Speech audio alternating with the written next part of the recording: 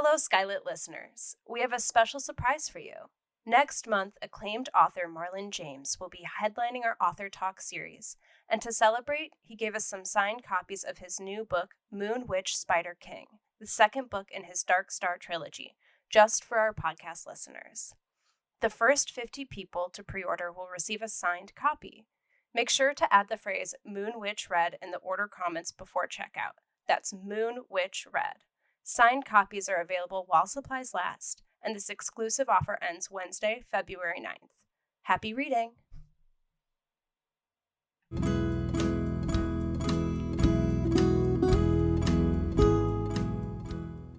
You're listening to the Skylight Books podcast. We're an independent, general interest bookstore putting great reads in the hands of people in the Los Feliz neighborhood of Los Angeles. Hosted by resident Skylighters, we're here to bring you new and exciting author conversations, group reads, and bookseller chats. Happy listening.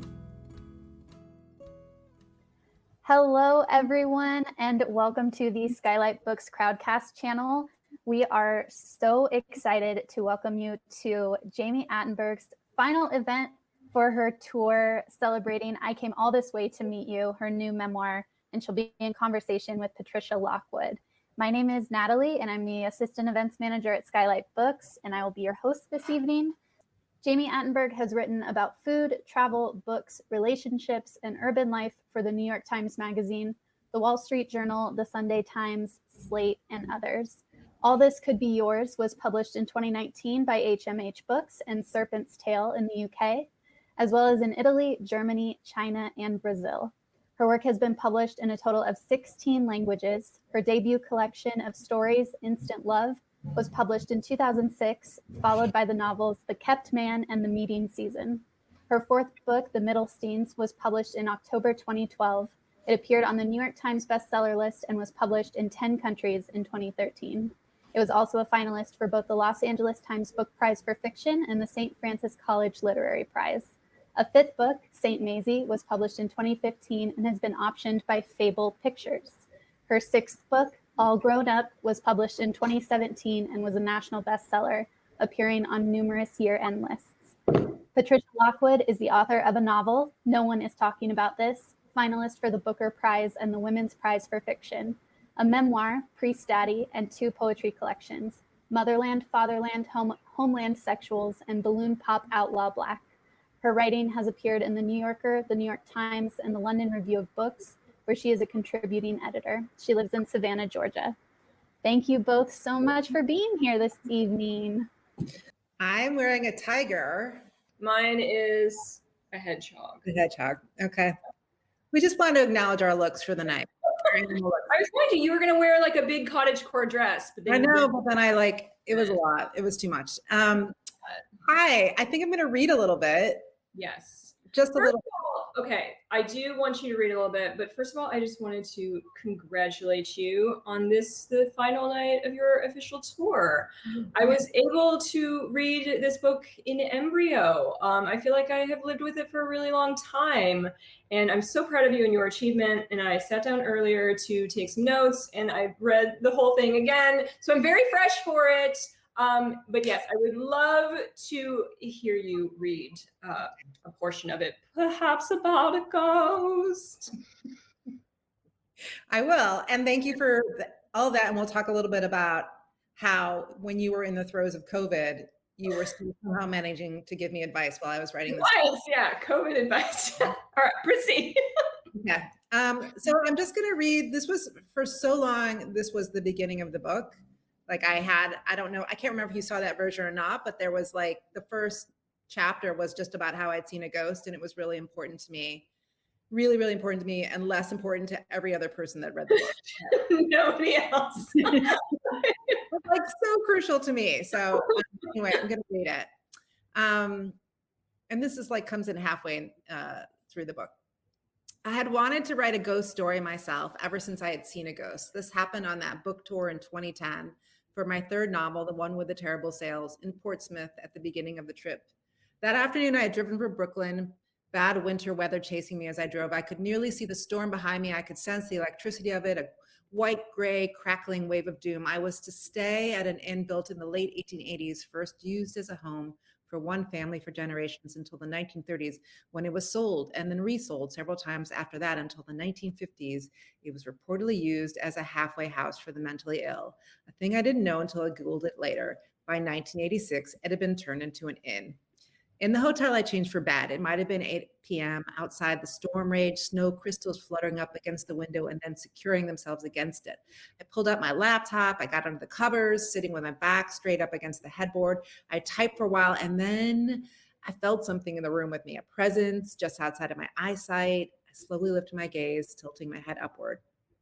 In the front of the room, between the television set and the foot of the bed, I saw a noose of bloody red roses. From that noose hung a form, a dark form that I knew to be a body, although it was too dim and hazy to be defined precisely, a face in penumbra. I could not identify a specific gender, although I sensed it to be male and perhaps wearing a suit, as the arms and legs hung as if encased in something. It was neither dead nor alive in my mind, although I suppose in a way it was both. It was an otherworldly presence, and it was making itself known to me. I stared at it for probably 10 or 15 seconds. I knew that it was bad, that this was a bad thing in front of me, but I didn't want to stop looking. It was completely new and foreign. A deep curiosity had now been born, even as it was mixed with fear. I told myself repeatedly, don't look at that thing, don't look at that thing, until finally I forced myself to break my stare and shift my head and gaze downward again, centimeter by centimeter. When I looked up a minute later, the presence was gone. How did I sleep through the night? I just did. I felt I'd seen something, that he'd wanted me to know he was there, and then he was gone again. Even if he was floating around the perimeter somewhere, I sensed it would be fine if we shared the same space. We had been introduced, hadn't we? Since that night, I found myself wanting to live in that moment a little longer. I wanted everything to be as weird and different and surprising as that experience had been. I believed in something new, ghosts, the other, the unseen. These are intangible things. They're just possibilities, but those possibilities were thrilling to me. It was the same as dangling my pen over the first blank page of a journal, a whole unknown world. I wanted a life of knowing the unknown. I started to look everywhere for more than what was right in front of me. That's it. So you answer a little bit at the end, but yeah, why was it so important for you to include that? And then by extension, I would say you also begin the book with another ghost. So maybe you can talk a little bit about that. And maybe by even more of an extension, the theme of bones and mortality, bone cathedrals, catacombs, that is woven throughout. So much stuff. I think when I was like in my early 40s, I'm 50 now, I like this mortality issue just sort of like hit me like a ton of bricks. I don't know if you have a mortality issues at all. I'm dead now. I feel that I am dead. I no longer feel alive. So yeah, I don't know if it's an issue. It doesn't bother me, but yes, I'm operating as if I Oh, you're alive. You're alive. Yeah. You're very much alive. Yeah, so I think that was part of it, was like, I didn't know. I think really at its core, it's about sort of recognizing like what you value in life and like what's important to you and what brings you joy. I think that sort of like comes out in the grand scheme of the book, but also it's kind of about, I do go to all these like otherworldly places in the book, right? I go to like ossuaries and catacombs and cemeteries and things like that. And I sort of become a little bit more connected with like whatever is going on beneath the surface, right? Which I think is like important to understand, like that we are not the first ones to arrive here. I think sometimes we forget that a little bit as we like go on with our lives. So I love all the hi from New Hampshire. It's like everyone from New Hampshire is like. New Hampshire is really representing. Well, you do talk about John Irving in the book and this scene. So if I'm really reaching, let me know, but I'm just grasping for something there. Oh my gosh. Yeah. So I think, I don't know, I just like, it really was important to me in the book. Like I was like interested in things I'm interested in being really present in this space, but I'm also like, I travel so much. And I think that like it had begun to feel a little superficial for me, all the traveling that I was doing, especially, as somebody who's toured a lot, you end up spending a lot of time in hotel rooms. You end up not being like connected with the space, that you're at, that you're visiting. And so I think it was about kind of cracking that open a little bit and understanding the world in a different way, which is like, whatever, that's every book, right? Yeah. Yeah, it feels like you're walking on layers a lot in this book, and I would say that that's what the experience of that is like. You don't learn normal things when you go to those places. You're not on vacation. You don't relax. You find out really weird stuff. You find out like horrifying things and atrocities and just like strange facts. It's not the same sort of thing that just falls into your lap like fruit. It's like you're really discovering like the bone structure of a city. It's not really relaxing, is it? Like, it's not like it's not relaxing at all. Sometimes there's a pool, but like you don't get in the pool. Yeah, I do. Do you get in the pool? I always check ahead if there's a pool. Now, do you have a two-piece? Do you have a bikini now? I do have a bikini. I just went and did an event, a festival in Key West, where they very much encourage you to get in the pool. That's the thing. The events should just be in Florida because they just really want you to. I have to agree. Yeah. But I sort of linked that that felt like a structure in the book, like walking on the layers of a city. But then it also felt like something you were doing architecturally with the way you put it together. You do your research on the page, you call your parents, you interview people, you write Kristen Arnett to see what her memories were of a particular event. Why did you decide to include those things? Well, these are great questions, by the way.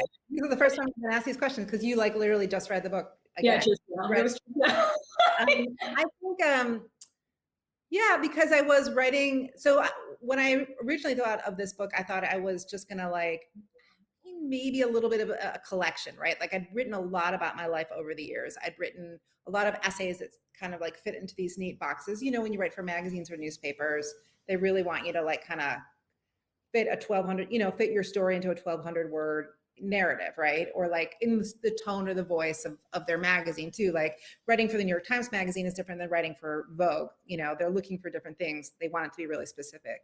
And so I think that when I took these little pieces that I'd already written about my life and started to apply them to like a bigger text, I realized there were all these details that were missing and that it was only a specific truth that I was uncovering at that time. I had chosen like a specific path for my story. So when I was writing the bigger narrative of a book, and maybe this feels familiar to you because as someone who has written, you know, obviously a memoir, like it's different.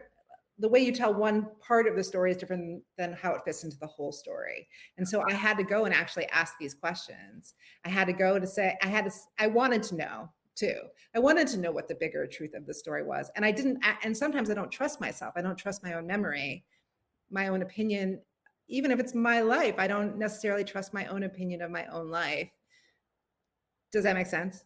It totally does. It does. I was like very advantaged when I was doing pre-study because I got to get drunk with my parents. And that's the sneaky way to get in. You like get your mom drunk, you like slip your dad a Mickey and you get the story that way. But you had to like do this over the phone and over text. So that was a little bit different. Yeah, because it was COVID. So it was like really, but I had written about my mother in particular. I'd written about her a bunch of times. Yeah. So those texts sort of already existed and I was like adding to them. And then it became really fascinating because in a lot of chapters, there's multiple essays that I've taken and there's like even though you wouldn't know it by reading it, like there's a collage effect to the book. Yes. Because I've already taken, definitely. Right? Like I've taken existing material and I've like chopped it up and it's, you know, and the way that I think you can sort of sense it even if you're reading it like in a broader way. So yeah, I don't know. It was just, it was actually emotionally healthy for me to ask these questions. Can I add that to the layer? Yeah.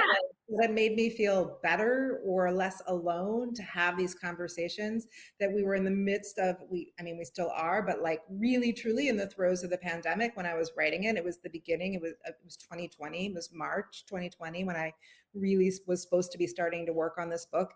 And I was able to say, here's an excuse to have a conversation with somebody. Here's something we can talk about that's not about right now. In fact, here's something to talk about that was 20 years ago or 10 years ago, or even 2 years ago when we were just having a better time. And it was a really excellent place, a fond place to put myself. I felt that actually. I wouldn't have characterized it that way, but I did feel something where I thought a little bit wistfully to myself that I had not done it maybe in the correct spirit, or I had not appreciated it, those conversations for what they were.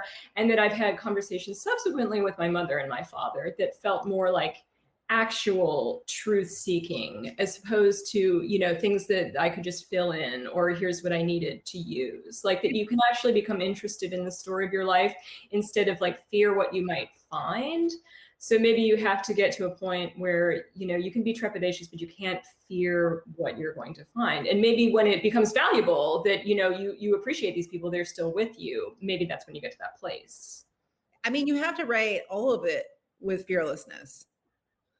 You have to, like, if you make the decision to write a memoir, you have to say, I'm going to just go full blast on this thing. And whatever happens, happens. Like whatever lesson, no, but really like whatever lessons I learn about myself is like what I'm going to learn. It was quite, you know, it was hard. It was painful. It was definitely painful at times. And I remember like reaching out to people and being like, well, when does it stop hurting? And like so many people were like, a year after the book comes out. It's like when it stops hurting. I mean, not even then. I feel like as long as people still ask you questions about it, there's still the potential. Yeah, there is really, yeah. When did you know that it was going to be a book? Is it something you wanted to write? How did it come about? I mean, I had like a couple of chapters in the book that I was working on that I just didn't know what I was doing in them, but I just kept going back to them.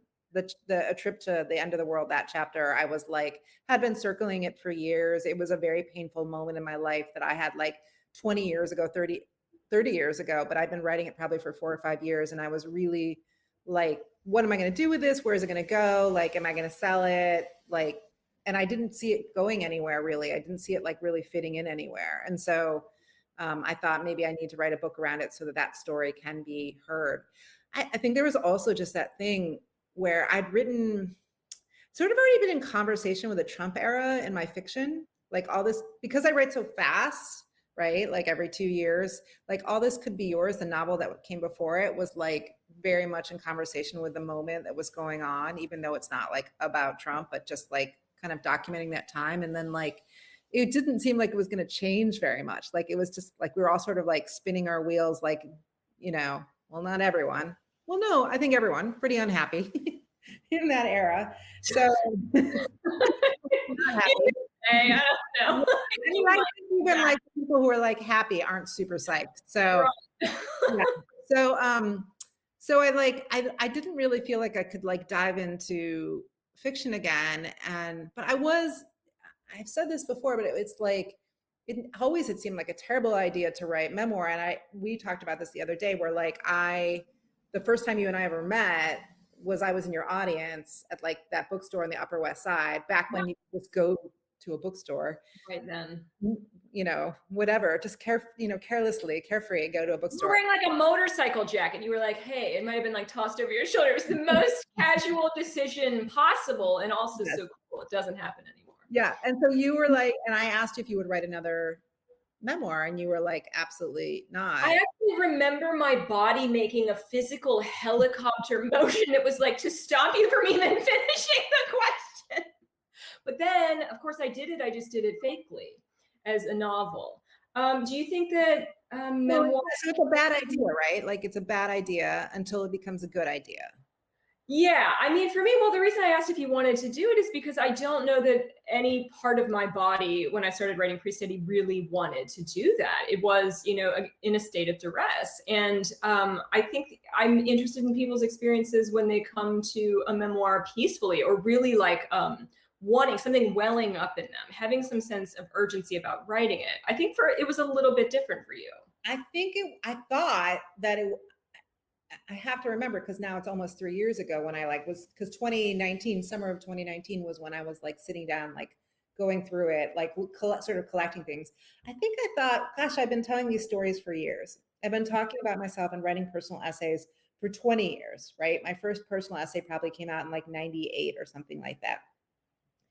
Is there a reason why I'm not going to put them all together in a book? Is there a reason why I've written about like really dirty things about my life, like sexy, dirty, druggy, like it's all out there. I'm pretty like open about my past because I you know, there's no point in trying to hide it, kind of. And the subject matter of my fiction often was like, you know, these complicated, dark characters who did complicated, dark things, like lots of fucking in my books.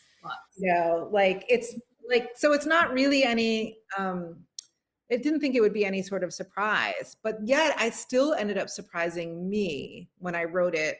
What I think was the hardest part was figuring out what it was really about. Yeah. Do you know what I mean? Like choosing that path. And I think I thought it was about just my life. And I thought maybe it was like about being a woman. It was, and then really I realized that it was just truly about being a writer. And that if I could choose that as like the through line of the book, then I could explore who I was. Then I did really need to interview people, right? I really did need to sort of like ask these kinds of questions to people, like, because I knew that asking my dad about being a traveling salesman, right? There's a whole chapter, if you haven't read it yet, there's a whole chapter about, you know, just interviewing my dad about his history in sales and just recognizing that like that actually like has been a part of my writing career. That when you're a writer where you're like making a living at it, right? Like you're publishing books, like I've published 8 books now. You go out and you sell your wares, you sell yourself. You also are online selling yourself. Like there's you know what I mean? You're like marketing yourself. Like God bless my publisher, and they are really amazing. But when you really think about it, and I think you probably feel the same way, you're out here, you're like your own little marketing department. Oh yeah. And that's like a cow's teeth that was being squeezed and squeezed and squeezed. And then it's like at the very end and they strip it. That's what I felt like. I felt like I was being stripped. And it was like, you're there originally because you really enjoy it. And then there's something strange about, you know, you change your banner so that it's your book. And then like, it seems like for a while, all you tweet are links to things. And it's like, I think the people who really like me might have muted me by now or like turned off my retweets. So I don't even know if anyone's seeing this. It is a very strange feeling. Like the virtual book tour is very different than. Yeah, because it's all just focused on like, I mean, I did have a couple of moments in person, but it's basically that reminded me that like there are people out there that are reading books, but it's like so much of it. I think it's the, you know, so the marketing's really hard. So like interviewing my dad, like, and like understanding like things that he had like talked about over the years, even if it wasn't like a lesson he had told me, but like understanding like where he came from and like that there's something, you know, I don't want to say that I'm genetically predisposed to being a salesperson, but I do think whatever the fuck that would mean, whatever gene, you know, but it's like growing up in a household where like you have, and my mom, like they had a sewing store too. So like I'm a child of small business owners and I believe that we are all small business, you know, we're our own business, right? We're our own business of us. So it was like, it was questions that I always wanted to ask him, but I didn't know why I wanted to ask him. And then it became suddenly the right time to ask him those questions and to understand myself in a really specific way.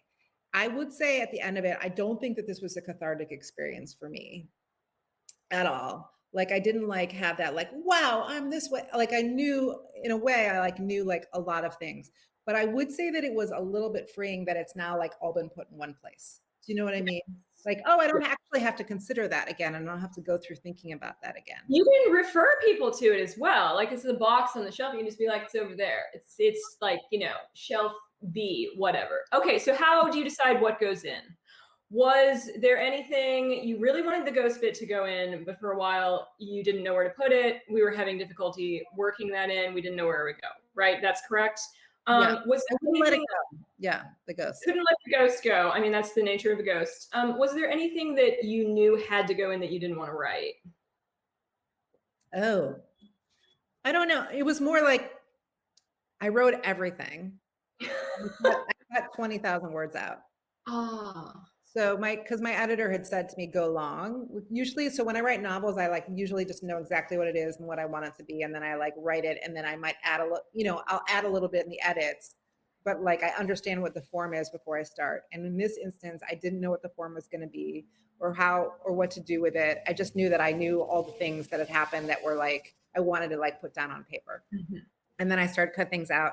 I cut out like things where I was like, really bad. Just because it was like I was so bad that like it didn't matter. Like there were enough bad things in it that I like don't think anyone gets the sense that I was an angel from reading this book.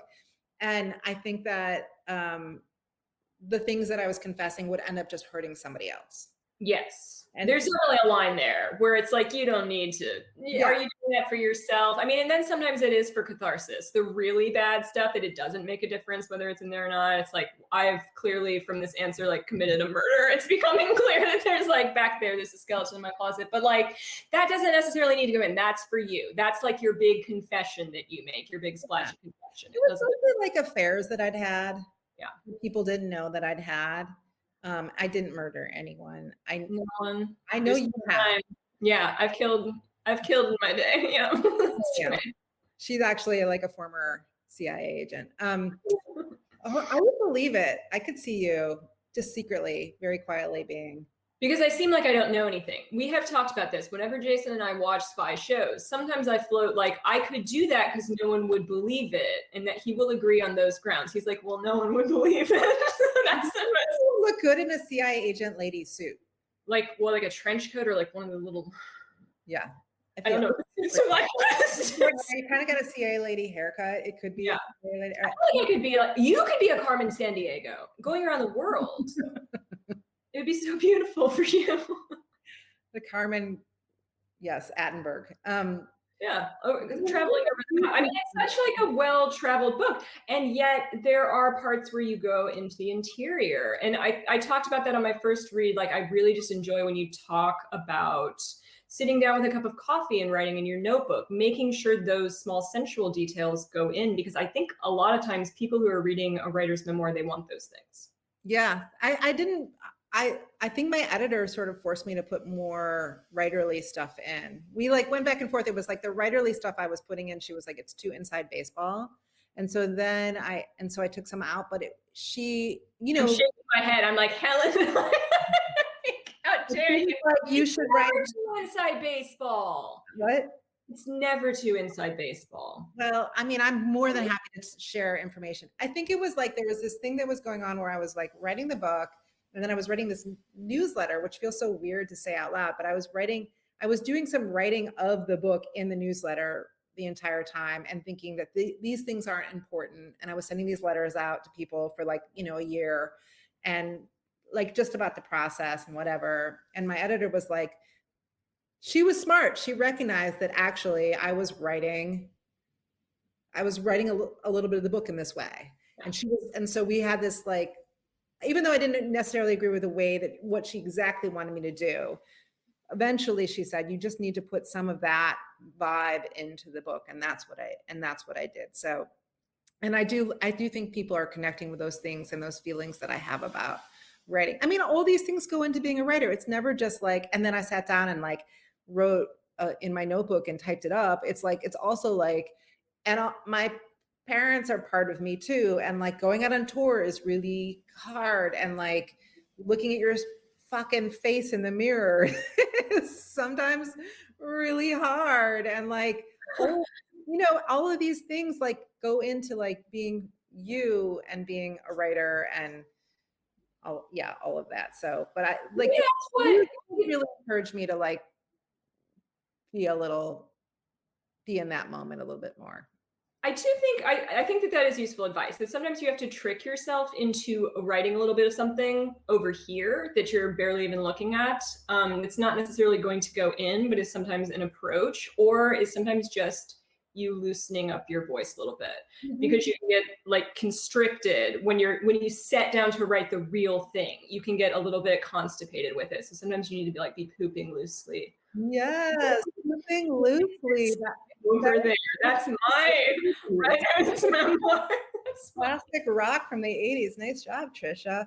When you did it, when you were writing your when you were writing your memoir, did you do that? Did you have like a little side piece? Yeah, I had I didn't have a newsletter, but I had all these garbage files that I was just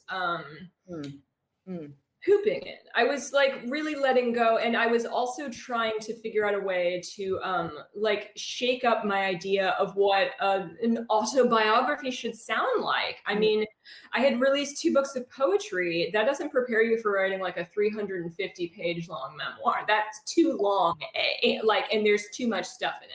And I had an idea. There's some spaces in there, but I had an idea of how it should sound. And I also knew that my personality had like nothing to do with how I thought it should sound. So you have to learn to inject your voice in some way sometimes, or like loosen it up. I don't think that you would have as much of a problem with that, but sometimes it is a matter of just like tricking yourself a little bit over here so that you can figure out some stuff. It's like dreaming. It's like your subconscious is working something out. I think I'm pretty voicey.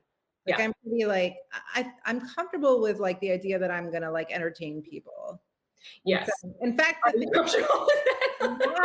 I'm not comfortable with is like when I'm like have to be like smart, right? Like when I sort of have to like dial it back and like have like ideas, things like that. Like that's like, I'm like, I'm just really used to like going for the voice and going for like the having people eat like a nice meal. You know, like why do you think that is? Obviously, you're hyper intelligent. So why do you think? I don't know, because it entertains me. Probably it entertains me, but also I don't know. I mean, I'm pretty. It actually seems like it's a bigger challenge in a way to make like a higher art out of like these things that feel sort of like easy or accessible. Yeah, it absolutely does. Because I mean, people look at humor that way. But the people who write it are like, no, it's hard. It's hard. Like it could be harder maybe because, you know, it's got the turn, and it is in a way for other people. Whereas sometimes like self-seriousness can be for you. If I'm in my own head a lot, that's for me. That's not for other people. So you're making a meal. You're setting something out for people. It's different. I'm just like anti like snobbery. Like, do you know what I mean? Like, I just think everything should be like accessible and available. And I find all those things sexy and interesting. And like, I don't really like love sitting around talking about like super intellectual things. I like sitting around talking about like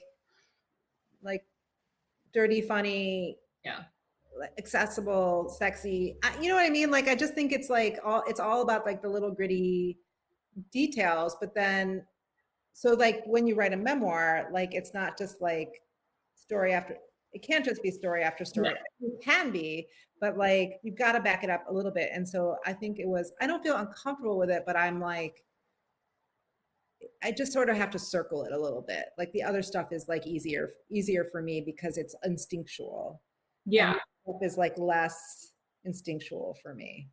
I think it feels like when you're reading it, you're like, oh, this is like a whole person wrote it. Sometimes you read a memoir and you're like, this person's left pinky wrote this, you know, like this very small twisted part of them, like it came through that conduit. But it's not that you write loosely, because obviously your diction's very careful, but there is a sense of like, I don't know, it's not even comfort necessarily, but like a welcome, and a permeability maybe, like you can get into the text. Thanks. Thank you. That's nice. I like it. I'm like thinking through it as I go. I'm like, I know there's an English word. That's your writing too. Like you want people to come in. You don't want to push people away. I mean, there's a real value to like raw things, right? Like you have to sort of admire things. It's like Gothic art, whatever. Like you're like, oh, it's like intertwined, and they're like sitting there spinning, you know, they're spinning their wheels on this, and it's like clearly they spent a lot of time on it. It's just not to my taste. My taste is like, get in there. Let's all be in there together. Right. And like, whatever you take away from it is whatever you take away from it. I've been like, you know, vaguely aware of like reviews or like what people are saying online. And it's like, some people are like, oh, we don't like her, but we like the writing of it. And I'm like, I'll take that. Like, that's weird. Like, you fucking like me, it's okay. I'm like, just like why you don't, I mean, I'm not easy in, like I have I'm idiosyncratic. I'm particular kind of person, but like, if you think the writing is good, that's kind of good. I'll take that. But I think that also means knowing you that they probably would like you if they knew you. Do you read reviews? Do you like look, do you hunt online? Do you First one, I read the like really bad one, my really bad first one, because I'm always interested to see sort of like the early ones. You're like, okay, what's the narrative about my book? Like, what are they going to think about? Yeah, something shaking up. You can feel it in the wind. The very first one was so mean. And then, but then what happened was there was a hurricane here. And so then I had to flee, and there was like all this bad stuff that happened, like to get into the city. And the city is like, I'm in New Orleans, if you don't know, and like struggling to recover. And so the thing that makes you forget a bad review is a hurricane. A hurricane. That's the prescription. It's a hurricane. I didn't read any of the stuff in between. I sort of like would, I would get a general idea. You see the headline. Yeah. My publicist or my editor would send me like a pull quote or whatever. So I sort of had the general idea of like how the book's being reviewed, but you can still just sort of you get an idea, right? Like if you're on the internet long enough, you like see a thing here or there or whatever. So I don't know. The one thing I know is like a review has never like altered my writing in any way. Yeah. I feel like that's the important thing to remember, because sometimes something will just get in my head. Oh, hello. Are we? Yes. We're good on time. We do have some questions rolling in, but lovely viewers, Jami and Trisha have a surprise for us. We're gonna do some tarot. Yes. Yeah, we're gonna read each other's tarot. So we're gonna draw 3. She's gonna draw 3 cards for me. I'm going to draw 3 stones for her. This is a tarot of little pretty stones I had that I built one morning after I had taken mushrooms, and then it arrived in my head fully formed. So should we agree on the question? Should it be like, should we ask about our new work, how to proceed with our new work, something like that? I want to throw it out there that the first person who goes into the questions that says, I want you to give me a tarot reading, we'll pull a card for you.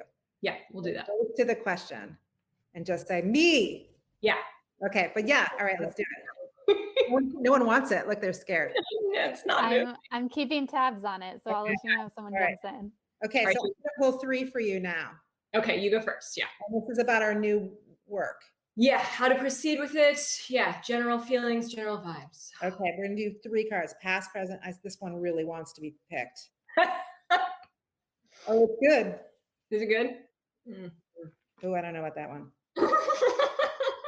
So Trisha knows more than I do, so she can it would take some time for me to look it all up. So, but it's also your deck. You get to do whatever you want.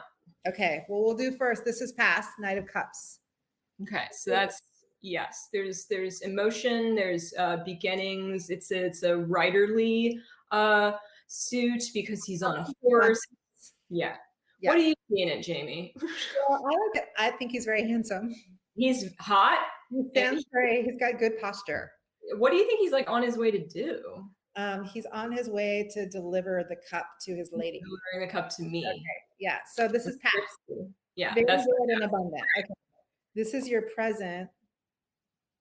Is it like the worst card? What is it? It's 4 of the top of my head. I don't know. It's like pentacles are a money suit, and that looks like a little emperor. It's very hard to know what that means. I just think it means hail Satan. Okay, it means hail Satan, and that I'm comfortable with that. I'm very, very comfortable with hail Satan for my present card. Okay. Then we have a 9 of Wands. Huh. And I don't know if that's the one where he's trapped in the wands, where he's like in a forest of creativity and he can't get out. He doesn't look like he's having a good time. But I feel comfortable with that because basically, like right before you finish a book, any book, you do feel that way. Like you have written yourself into it. And you have to write yourself out. Can somebody do a screen grab? Thank you. And post it for us later. I will pay you. Yeah. I'll pay you. All right, I'm gonna do yours. Just remember what those were. Oh my God.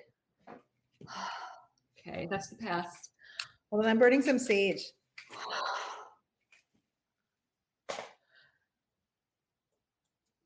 Sage. I forgot to do this. Fun. This is a good one. All right. So this is the most, can everyone see it? This is the most mysterious stone in my whole deck. This is called the Exchange. And it is the thing that passes between this world and the next world that allows you to be alive for a short time on Earth. So it's the most profound, most mysterious card that we have access to here. It was actually the first one that I chose. I was in Scotland after my niece had died, and I picked this up in a river when I was hiking with my sister and my mom, and I brought it back to remind me of her. And I knew that it's just the thing that means life, the thing that means that you are going to be born, and the meaning in that. So this is like very wonderful and very auspicious for the card of your past. It means that, you know, you did this, like that you had this originating idea that came out of something that was you at your very essence. It's as beautiful as it can be. Wow. Thank you for sharing that story. You're very, very welcome. I can tell you more about it later too. And I can post it. So this is like a fossilized, I think, shell, or it's agatized. So it started as a regular shell, and then it was replaced by agate. So it's really cool. You can see through it. And this is the inner spiral. This means that right now you need solitude and you need time alone. You need to rest and you need to retreat, and you just need to go up into that place where you feel wholeness, where you feel safe inside yourself, and where you feel complete, and where you feel whole, but still not closed, transparent, right? Okay. And then the future is very exciting. It's the journey. So you are going to get out into the world again. All of us are going to get out into the world again. This is a lovely piece of ocean jasper. It's actually a bead, and just the line of it sweeping across the stone makes me think of that path. And so this is very, very auspicious for you. It is a proud reading. The stones feel proud of you. Are you gonna make me cry? Yeah. I'm really, really good at reading tarot. But also I picked up what everything meant too. Not just now, but like after I had my mushrooms and I picked up all the stones, you know, it's not like I put a bunch of things into my deck that were like, you know, the hair shirt and the thorn and things like that. Maybe they were a little more positive. And so in the end, it leads to a more profound reading. I mean, you know what? You're just a fucking poet, and there's nothing you can do about it. Now, you could have been too. We'll talk about that another time. That was your beginning, and maybe in the end, you shall. I'm too pragmatic. Yeah, maybe. I don't know. Maybe a salesman thing. Maybe. Yeah. Okay. So we had. And then Rachel Mullins in the chat was the first one to jump in and ask for reading. Okay. We'll do a card. Jamie, you do your question first. We'll never know. Oh, look at the kitty. Yeah, it's cute. So this is why I couldn't wear. Oh, okay. So I have a good one for Rachel. Judgment. What is it? Judgment. Well, it's just like in the absence of anything else. I mean, it could be anything. It can be discernment. It can mean like sudden revelation, understanding. There can be obviously the more pejorative meanings that a judgment will be visited upon you for the murders you've committed. There's little butts. There's little butts, and there's a little trumpet, and there's the Swiss flag, I'm pretty sure. I think it feels like it's a moment. Yeah. That is about to happen. That's good. See, now if you tell tarot, you do have to you don't adjust necessarily, but you can't always be like, you know, this is the devil and this is what this means. You do have to like read nuance into things. So this is the runes. Can you see that? Okay, and this is the story of your life laid out. So it's also very pertinent to Jami's reading. I mean, we have the materials, we have our experiences, something overlays a meaning onto that. And that is something I think that we provide. I have an idea. I feel like I'm feeling like it's like a 1-800 hotline. It's like you and me. Yeah. Reading people. We should do that like once a month and people call in. Yes. Yeah. Yeah. See? And it's like $3.99 a minute. It's way less than this. It's so much more expensive. Okay. All right. What are the questions? We're ready. Okay. So our first one here is, did any other memoirs help you shape yours? For a question for both of you. And what are some of your favorite memoirs? Okay, so I'll answer first. I wrote a book a couple of years ago. I think it came out in 2017, called All Grown Up. And I wanted it to have a memoiristic feel. So I actually read a bunch of memoirs then. So I read like Eileen Miles's Chelsea Girls, which is not, it's like autobiofiction, but sometimes gets billed as memoir. And I remember reading Heidi Julowitz's The Painted, and then Painted Clock, The Painted Clock. And then Maggie Nelson, like right around then, Bluettes had come out, or just before then. I think like 2015 or 14 or something like that. So there was like a bunch of memoir reading that I was doing at the time because I wanted to like have an understanding of like how people like talked about themselves, but like did it in really unconventional ways. Like I loved Eileen's book because it was just like stories about their life. Like that felt right to me. That felt really, really good to me. And then like in a more contemporary way, when I was writing it, meaning like 5 years later, but whatever, like I was reading like Casey Lehman's Heavy, which I thought was brilliant. And like his willingness to like, you know, spill it all, like, you know, it just meant a lot to me. Like that book meant a lot to me. Roxanne's work, Melissa Phoebos's work, stuff like that. Like I was just like, and then a lot of poetry too, because I feel like you can read a book of poetry and you've read a memoir. So.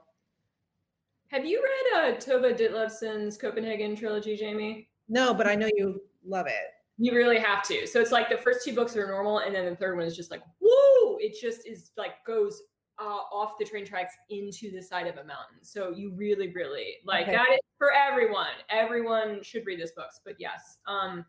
So mine was interesting because I knew it was going to be a humorous memoir, which is kind of a different animal. Oh, and I will say, Jami, that when I was rereading it earlier, I had also just reread Inferno, and I thought, does this sound like Eileen? I was like, I feel like there were some punctuating like short sentences that sometimes came after a longer one that really felt like Eileen to me. And Eileen just doesn't give a fuck. I love it.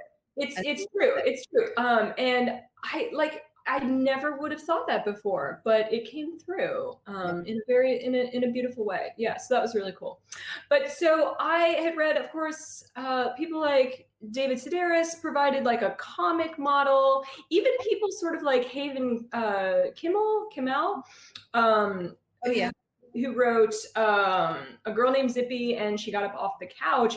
And that was sort of like a Midwestern thing that I could look to, and also a religious model because she was religious, and you don't see that as much in memoirs. I hadn't read extensively in the form. I do remember that when I was like, it was time to turn pretty steady in, I read through it and decided that my adjectives weren't beautiful enough. And so this is what I specifically feeling. No, I know this feeling. Or like, why are there any? Well, I know. And I was like, oh my God. So of course I got one of my old standbys, my favorite Speak Memory out. And I just went through and I like stole things and I just put them here and there. And I was like, no one will ever know that I stole adjectives specifically from Nabokov. And then there were people like, I had read Maya Angelou's autobiographies like a billion times. And I was like, I wasn't able to use them as a model because it seemed like a life that stood for a lot of other lives and a life that really encapsulated an age. And I wasn't able to feel that about myself. I regret that because hers were probably the ones that I had read the most. And I wasn't able, I felt, to like use them. You know, we absorb all of it. It's all there. Yeah. The important thing is like read everything. Like that's the answer. Yeah, that's what I think. Yeah. You're good at read. You're a really good reader. You read like all day. I do read all day, but Jami, I only started to read normally like at Thanksgiving. Do you like we've talked about this, like past 2 years, I have not like been reading normally at all. And then it did come back and I was like, oh my God, what have I been doing? I was reading for like 5 hours a day, but it was like I was, pulling a plow or something. And it comes back and it's just incredible. I'm only reading like an hour or so a day. Like I'm reading. Good though. What I was reading this morning was Giovanni's Room. I haven't read that yet. Well, you should read it. I should do it soon. It's so short. And it's like, I know, I feel like you tackle big things. Like you always have these really big reading projects, but like that, it's just such a short, perfect little book. And it was like really instructional for me.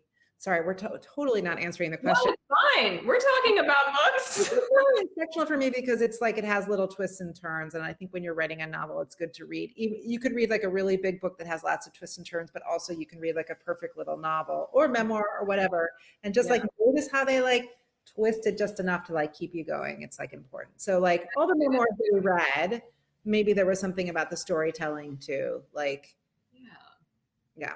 Okay, I'll read that next. We're sorry. Yes, we'll answer the next question. No, you're fine. Okay, next one. There are several moments in I Came All This Way to Meet You where you write about food with real enjoyment. As a woman, do you hesitate to write about appetite or hunger, or is there anything that feels transgressive when you do? Oh, that's an interesting question, Melanie. No. Do I feel weird about writing about hunger? No, because it's like, it just makes me feel, it's just like such a familiar feeling. Like I'm just hungry all day. Like I wake up in the morning and I just think about the thing that I'm going to eat. Right. And I think about the thing that I need to write. And like, I think it's like really about like wrangling your hunger in the right direction. But like, I've always been hungry. I don't know if it's like, I don't know why. Maybe it's like the family that I grew up in or something like that. But like, I've always been like, it's just normal to think about what you're going to eat or what you're going to do, or like how you're going to fill yourself or how you're going to fill your desires or your needs. Perhaps it is transgressive. Perhaps you're not supposed to admit that. But I just know that I don't have any choice but to try and fulfill my desires. I don't feel bad about that. Don't feel bad. Do you ever think on a family vacation where your family just like only seems like goes from one meal to the next? Like it's like all meals that just sort of like expand to fill the day. My family does that and my husband thinks it's totally insane. You don't understand. My family is coming. My brother and his wife and my niece and then some other family members are coming in like a week and a half. And I've had 50 conversations about where we're going to eat. Okay, that's normal. And I love it. And I'm like, let's talk about it. Let's figure out what you're going to want. What kind of nuance? What vibe? What do you want to like? It's just like it's a great pastime. I can't tell if it's just like a contemporary American pastime or Western civilization pastime to like think about where you're going to eat and like where you're going to like the dining out kind of thing. But like, sometimes I'm like, oh, is it just, am I so capitalist and American and whatever? And then I'm like, or fuck it. Like, let's just have to eat. Like sometimes can I just enjoy stuff without like well established. Yeah. And like the talking is part of the eating. The conversation is part of it, stuff out. Yeah, no, I don't mind it if we like, but I also like, can we just decide already? Yeah, that. All right. Yeah. So no, it's not transgressive. I don't think. It's fun. Okay. So earlier you mentioned some things that you were asked to take out of your book because they were too writer inside baseball. And someone asked what is something that would be considered too writer inside baseball or some of those things. It was like the moment leading up to like selling my book, there was some stuff that like, nobody really cared about, or like how much, I mean, I would tell you how much money I got for books and things like that, or like, you know, kind of book deal kind of stuff. I think like people do care about, but maybe they care more about it on Twitter than they would in like, you know, this piece of art memoir that I'm writing. So I think it was kind of that kind of stuff, like really like nitty gritty kind of details that if you would like to ask me at a later date, I will share with you, but like maybe didn't like make the story flow, but I thought it was interesting, but not for that book. I wrote a diary of my book deal back when I got the pre-study book deal, and it was very, very granular. I went into like basically what my sweat smelled like on the particular days that I like had to have these conference calls and stuff. And I'm really glad that I kept it. Like if there had been something like that, talking about like what your sweat was like on the day that you get this big, you know, like book deal, because any book deal at that point feels big. Like it feels absolutely huge to you. No, it does feel huge. But it was like the way that it is now in the book, which I forgot that I changed it, was like, when I got my first book deal, I was like flying in from France, and I like got trapped in this airport, and there was like this long thing about being trapped in the airport, and they wouldn't let us off the plane, and the book that I was reading on the plane and the people that were on the plane. And then I got off the plane and they put us on a bus to New York, and everybody on the bus was French, and they were like coming in for like an international like optometrist convention at Javits Center. And now it's like in the book, it's like I sat next to an optometrist on a bus. I can't believe that was cut down. That is when I lived for French optometry. But it was like really like that was kind of an inside base. Like it's just kind of like nobody cares they're French on the bus. It was true. I care. I strongly care. I think you might have read a version of it where they were still French. I think I did. But also just remember that period where it's like, that's the thing you're thinking about. And it's like, you want every scrap of information that you can find about this process. And yeah, I think there's something to be said. And I feel like I do a lot of that. Like, and maybe it's like in the newsletter, or maybe it's on social media, or maybe it's in conversations with people. And so it's about figuring out like the right place to put it, and like, you know, what eventually is going to, you know, what the final piece of art is, what the experience is for the reader. Like, is that accessible? Are some things accessible to people who are aspiring writers, but maybe aren't aspiring writers, but are just like, oh, I just want to read this book. Like, do I have to get weighed down with all these like little, you're smiling over there, so you know, like it's maybe not so interesting, right? But well, I mean, it depends, but I similarly to Trisha am a process person, and I love that nitty gritty. I know that was what Law and Order SVU was. That is what I would watch. I'd be like, yeah. The writing deal, publishing. No, nobody wants that. Nobody.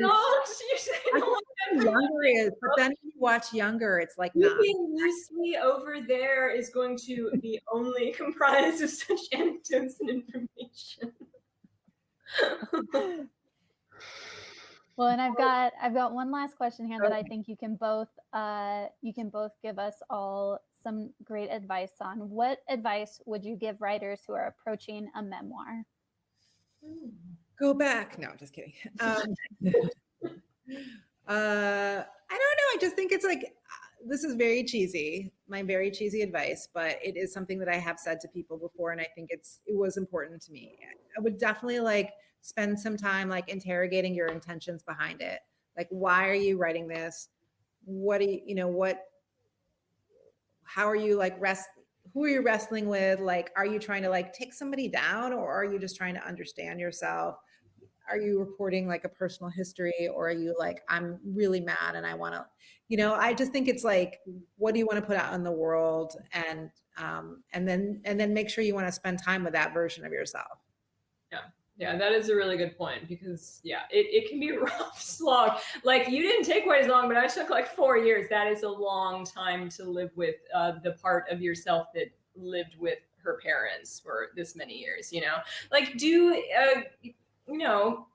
consider whether you are ready to dwell in those spaces again. Consider what would happen afterwards. because you will be asked about those things. And I know Jami and I talked a lot about how there was a sense that you will be asked different kinds of questions, that people will feel even more access to your body and your past than they already did. Consider those things, but when it comes down to it, you just are fighting it out with yourself. And I think that what Jami did is what would be my advice. Seek information, because sometimes having more information about something could free you from things that are painful. Maybe it wasn't the way it looked at the time. Maybe people's intentions become clearer. Seek information, because someone's going to write your biography someday, and you might as well get to some of those things first, and have like first stake prior claim. And I'll add one more thing, which is that I remember, which was from like Samantha Irby, who said, I was like, what piece of advice would you give me? And she was like, just remember that the cashier at your grocery store could read your memoir. So don't put anything in it that you would feel uncomfortable like interacting with that person, or they would like know it about you. Like understand that literally anyone in your life, in your world, could read the thing that you're putting out there in the world. Not to put fear in your heart, but just like know that, just be like, am I comfortable with this? Yeah. I feel all right. The end. How about you? Yeah. Well, Jami feels good knowing that everyone who has joined us tonight either has their copy of this book and has read it and knows her life, or if they haven't already, they can grab one by clicking the big shiny green button at the bottom of your screen to get your copy from Skylight Books. Yeah, Trisha's too, because that shit is good. Get that early. Order this one. Good. Order both of them. We have them both. As a former Catholic schoolgirl, I'm also a fan of Priest Daddy. Not to be. I know. A little bit look like who then went and rebelled. Like, yeah. But thank you both so much for joining us tonight. It was such a pleasure to have you. Thank you for making Skylight the last stop on your virtual tour, Jami. Thanks for having me. Love you guys. Yes, and we hope to see you both in store hopefully very soon, and all of our lovely viewers as well. Thank you for listening to the Skylight Books podcast series. Please don't forget to visit our website at skylightbooks.com and make sure to follow us on Twitter and Instagram. Also, don't forget to subscribe to this podcast for more author talks and bookseller conversations. You can find us on Podbean, iTunes, and Spotify. Stay safe and healthy, and we hope to see you back in our store soon.